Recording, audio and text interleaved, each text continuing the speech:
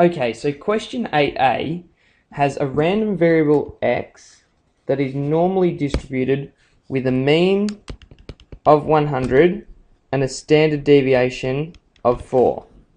If the probability of x less than 106 equals q, find the probability that x sits between 94 and 100 in terms of q. So to do this, start off with a diagram. So there's our normally distributed bell curve, and we can draw in our mean of 100. Then when x is less than this red line at 106, we know that the probability, or the area under that curve, is equal to q. So when it's greater than that, it must be equal to 1 minus q, because when we add those together, they must equal 1. So then we're asked to find this green area here, which is enclosed between 94 and 100. So all the way in this area here. So by symmetry, we can see that this 94 is 6 below, just as this 106 is 6 above. So that bit there is 1 minus q as well. So the probability that we've got 94 is less than x is less than 100 is equal to, alright, so we've got 1, the entire probability, minus 2 lots of the wings, the 1 minus q, so that's that orange bit that we've just been looking at up here and up here. But then we're only taking half of that total lot.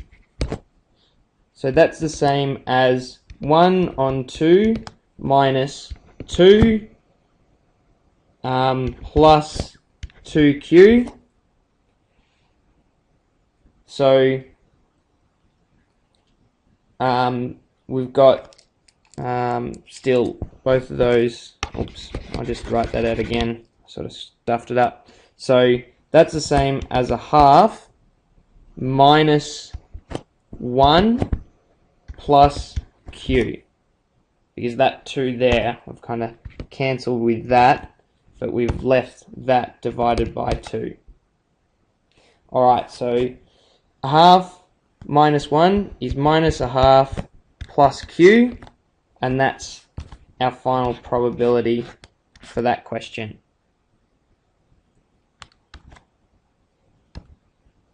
Alright, so part B asks us to look at the probability density function of f, which is a random variable x, that is given by f of x equals this hybrid function here.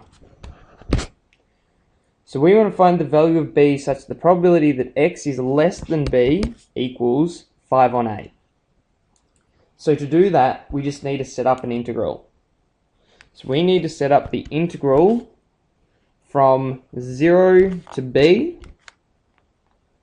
because that's the start of our domain, and we want it less than b, so 0 to b of f of x. So let's be clever and bring this 1 on 12 out the front, because we can do that with constants, of x plus 1 dx, and we're going to let that equal 5 on 8.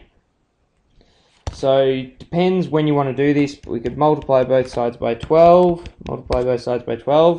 and we get that the integral between 0 and b of x plus 1 dx is going to be 60 on 8, which we can simplify down to being 30 on 4, which is equal to 15 on 2 with any luck.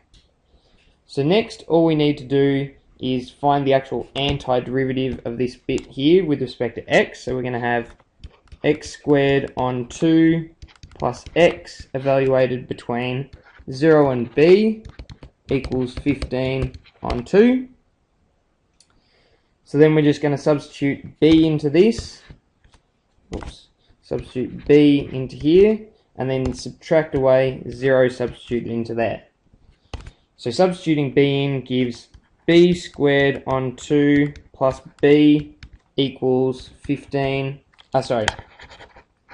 minus 0 squared on 2 plus 0 is 0 equals 15 on 2. So let's just get a bit more room. So we'll move up here. So this gives us b squared on 2 plus b minus 15 on 2 equals 0. So if we multiply everything by 2, we're just going to get b squared plus 2b minus 15 equals 0. So again, I'll just pop that in, that we've multiplied everything by 2 to get down to that line. And then it's just a matter of factorizing this.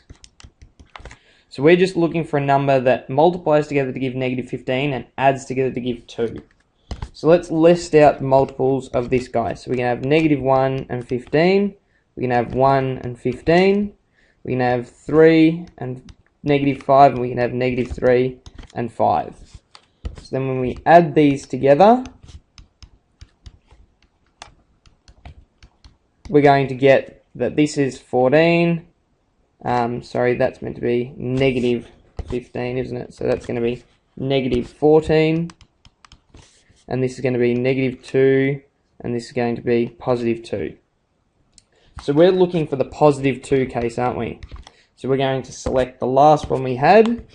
We're going to insert those values in. So we're going to have x minus 3 and x plus 5. So the null factor law says that this or this could equal 0. So x minus 3 equals 0 gives x equals 3 and x equals negative 5. But b must be an element of 0 to 4. Therefore, sorry, what am I doing? I've got x's in here when these should be b's. So b minus 3, b plus 5, b equals 3, b equals negative 5. So b is an element of between 0 and 4. Therefore, we can only have b equals 3. And that's the answer to this question.